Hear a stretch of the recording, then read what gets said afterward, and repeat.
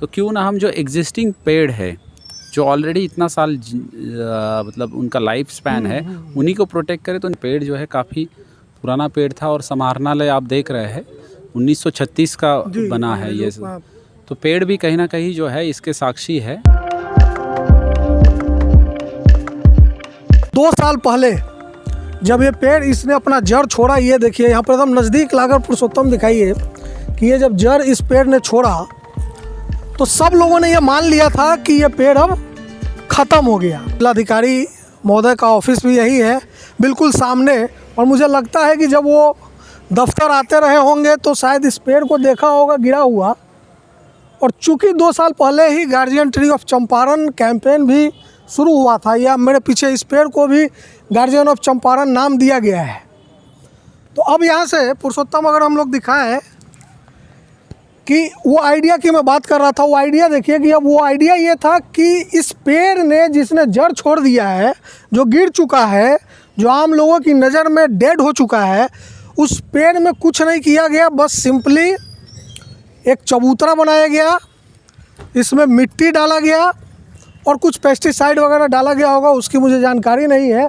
और as it is आप जैसे देखेंगे इस कोने से जहाँ से गिरा हुआ है, पुरुषोत्तम जरा इधर दिखाइए, यहाँ पे ये ईंट का काम नहीं है। ये आइडिया, इस आइडिया के पीछे का इंस्पिरेशन, इनोवेशन, क्या सोच थी, इस पर हम सीधे बात करते हैं जिलाधिकारी महोदय श्री शीर्षद कपिल अशोक जी से ही। इनोवेशन कह लीजिए, एक इनोवेटिव आइडिया सोचा कि ये गिरे हुए पेड़ को फिर से उठाया जाए। कैसे सोचा सर आपने? देखिए, जनरली हम लोग जो है सीनियर सिटीज़न हो या कोई ऐसी चीज़ हो, जब उसका यूज़ हो जाता है तो जनरली हम उसको कंसिडर नहीं करते हैं। ये पेड़ जो है काफ़ी पुराना पेड़ था और समाहरणालय आप देख रहे हैं 1936 का बना है ये। तो पेड़ भी कहीं ना कहीं जो है इसके साक्षी है। और जो आंधी तूफान आया था इसमें ये पेड़ गिर गया था, लेकिन गिरने के बावजूद भी पेड़ ने अपना जो जज्बा है वो नहीं छोड़ा था। कुछ इसकी डालियाँ और ये जो है हमको लग रहा था कि अभी भी ज़िंदा है।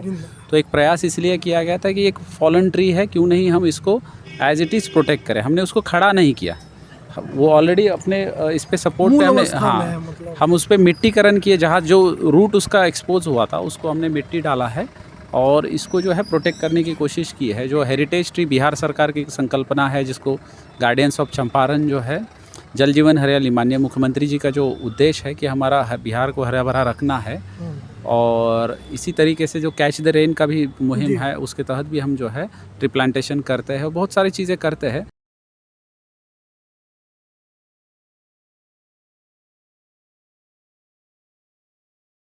निश्चित उसका एनवायरमेंटल इम्पैक्ट जो है हमको कहीं ज़्यादा सकारात्मक मिलेगा, क्योंकि हम छोटे छोटे पेड़ लगाते हैं और उसको बड़ा करते हैं। तो एग्जिस्टिंग जो बड़े हैं उन्हीं को हम इसमें प्रोटेक्ट कर रहे हैं। और क्यों शुरुआत जो है कलेक्ट्रेट से ही हमने की है कि इस पेड़ को हम ऐसे त्यक्त नहीं करेंगे, परित्यक्त नहीं करेंगे, बल्कि इसको प्रोटेक्ट करेंगे। तो ये तो लग रहा है सर कि मतलब ये अब बच गया है।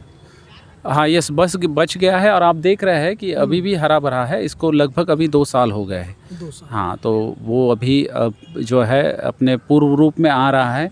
इनफैक्ट अभी ये पुनः जो है विशाल बनेगा। और मैं समझता हूँ कि ये एक सिंबल है हमारे संस्कृति का, कि जो है मतलब ठीक है, हम हमारा रूट जो उखड़ गया था, फिर हमने जो है उसको प्रोटेक्ट किया। बैक टू रूट, हाँ, बैक टू रूट है। और निश्चित हम लोगों को इंस्पिरेशन लेना चाहिए पेड़ों से। पेड़ कुछ बोलते नहीं हम लोगों को, पेड़ जो है बस एक जो साधु होता है, संत होता है, उसी की तरह से दूसरों को देते हैं। वो हवा हो, फल हो, पंछियों के लिए आश्रय स्थल हो या छाया हो। इवन बाढ़ में आपने देखा होगा कि वे प्रोटेक्शन का, शेल्टर होम का भी काम करते हैं। बहुत सारे लोग पेड़ों पे सामान रखते हैं अपना। तो इस तरीके से वो अपना अगर लाइफ पेड़ जीते हैं, तो हम लोग भी जो है कहीं ना कहीं ये समय आ गया है कि हम लोगों को भी जो है अब ये समाज को, पर्यावरण को जो है कुछ देना चाहिए। तो इस पेड़ से हम ये सीख रहे हैं। तो ये गार्जियन ट्री ऑफ चंपारण जो आपने कैंपेन शुरू किया यहाँ पर, उसका भी लगभग 2 साल होने को है। इस पेड़ से ही शुरुआत हुई थी इस कैंपेन की। तो इसका एक असर स्टेट लेवल पर तो दिखा है, नेशनल लेवल पर कब तक और क्या हम लोग उम्मीद करें? देखो, ये बापूजी की धरती है। वॉक द टॉक उन्होंने कहा था। जो चेंज, आप बदलाव समाज में चाहते हैं, वो अपने आप से शुरुआत करिए। तो हमारा प्रयास है कि हम अपने आप से ही अभी शुरुआत करें। धीरे धीरे जो है जो लोग भी इससे जुड़ेंगे निश्चित जो है अच्छी बात रहेगी। अभी 12,000 से ज़्यादा पेड़ जो है इस तरीके से प्रोटेक्ट हुए हैं अपने। 1 लाख लोगों ने अडॉप्ट कर लिया है पेड़। 1 लाख लोग इसको जुड़े हुए हैं, उसमें बच्चे हैं, महिलाएं हमारी दीदियाँ हैं, और ये कहीं ना कहीं जो कुछ कुछ कार्यक्रम होते हैं विद्यार्थियों को स्कूल के, उनको भी हम लोग जो है यहाँ पे कभी कभी उस पेड़ के नीचे लाते हैं ताकि उनको जो है संवेदना जागरूक करें कि ये पेड़ जो है हमारा अविभाज्य अंग है और उसको हमको प्रोटेक्ट करना है। तो हम चाहते हैं कि निश्चित जो है इसको बहुआयामी रूप में मिले। जैसे आप देख रहे हैं कि अभी एयर क्वालिटी इंडेक्स ख़राब है पूर्वी चंपारण का, तो ये पेड़ जो है निश्चित रूप से जो है पर्टिकुलेट मैटर को जो है धूलकण को जो है एब्सॉर्ब करेंगे। और जैसे हवा नहीं रुकती है, वो बाउंड्रीज नहीं जानती, वो जिला हो, राज्य हो, देश हो या अंतर्राष्ट्रीय बॉर्डर है, उसी तरह पेड़ का भी जो नेचर वो उसी तरीके से रहता है। उनके जो बेनिफिट्स है वो सभी लोगों के लिए देते हैं, पूरे जो वसुंधरा है, पृथ्वी है, उसके लिए रहते हैं। तो हम निश्चित चाहें कि not only in national level but अंतर्राष्ट्रीय स्केल पे भी जो है सब लोग इस तरीके के उपक्रम कर सकते हैं। प्लैनेट को लेकर, अर्थ को लेकर इस तरह की चीज़ें हों। सर ने मैं थोड़ा सा ये बताऊं कि मैंने सवाल पूछा, सर ने जो टीकाकरण को लेकर यहाँ काम किया था पूर्वी चंपारण में, उसकी बातें मैसूर स्थित लाल बहादुर शास्त्री जो प्रशिक्षण केंद्र है आईएएस और आईएएस लोगों के लिए, मसूरी में, माफ़ कीजिए, वहाँ पर सर आपने उसका एक वो बताया था उस मॉडल के बारे में। तो मुझे लगता है कि जो ट्री को लेकर, एनवायरनमेंट को लेकर के जो काम आप कर रहे हैं, क्या इसको भी बताने की ज़रूरत है मतलब एज एन एडमिनिस्ट्रेटिव ऑफिसर? देखिए वो एकेडमी डिसीजन लेती है, मैं उस पर कमेंट नहीं कर सकता हूँ। लेकिन पर्यावरण को हम सभी को बचाना चाहिए और जो भी अच्छी प्रैक्टिसेस है उस सभी को जो है हम लोगों को अडॉप्ट करना चाहिए। जैसे हेरिटेज ट्री है बिहार सरकार का, जो वन विभाग के द्वारा इम्प्लीमेंट किया जा रहा है, और उसी के तर्ज पे ये भी उपक्रम हमारा है। तो निश्चित जो है इस तरीके के उपक्रम सभी लोगों को पता होने चाहिए। Thank you sir, thank you very much. और लास्ट में सिर्फ एक लाइन ये कि ये शायद बिहार में ही संभव था कि जड़ से उखड़े पेड़ को फिर से वापस लाया जाए, क्योंकि यहाँ पे कहते हैं कि डूबते हुए सूरज की भी पूजा होती है। तो जो जिस स्टेट में कल्चर है डूबते हुए सूरज की पूजा करने की, वहाँ गिरे हुए पेड़ को अपने सर उठाने का जो काम किया है, इसके लिए चंपारण ही नहीं पूरा बिहार मतलब आपको धन्यवाद करेगा। और ये एक मॉडल बनकर उभरे, इसके लिए आपको बहुत बहुत धन्यवाद। Thank you. एक्चुअली मैं पेड़ को रिसेंबल कर रहा हूँ हमारे सीनियर सिटीजन्स के साथ भी। हमारे घर में माता पिता भी वृद्ध हो जाते हैं, और जिस तरीके से हो रहा है, बहुत सारे न्यूक्लियर फैमिलीज़ हो रहे हैं, जॉब के लिए लोग हम बाहर रहते हैं, तो हम लोग को सीनियर सिटीजन्स को भी इसी तरह उनको भी मदद करनी चाहिए जैसे हमने इस पेड़ को भी ये किया है।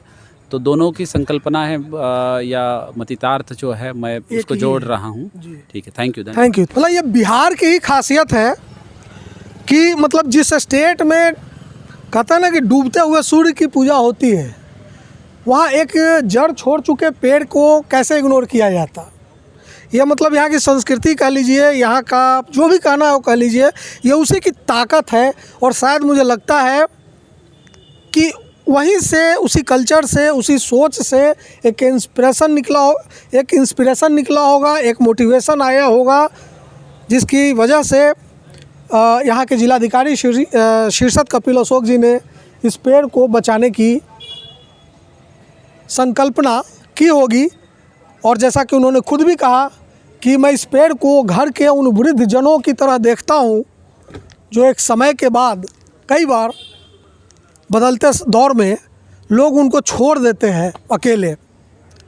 लेकिन ये बिहार है, यहाँ मैं नहीं हम चलता है, डूबते सूरज की पूजा होती है और बहुत हद तक वृद्ध जनों की भी देखभाल उनके बच्चे कर लेते हैं। कुछ एक इधर उधर के भी केसेज होंगे, और शायद यही वजह है कि ये पेड़ जिसने मतलब एक लंबा इतिहास देखा है इस कलेक्टेरिएट का, वो आज भी जिंदा है। और हम सबको उम्मीद करनी चाहिए और यह कोशिश करनी चाहिए कि कम से कम अगले 50-100 साल तक यह पेड़ इसी तरह झुककर ही सही लेकिन जिंदा रहे, खड़ा रहे।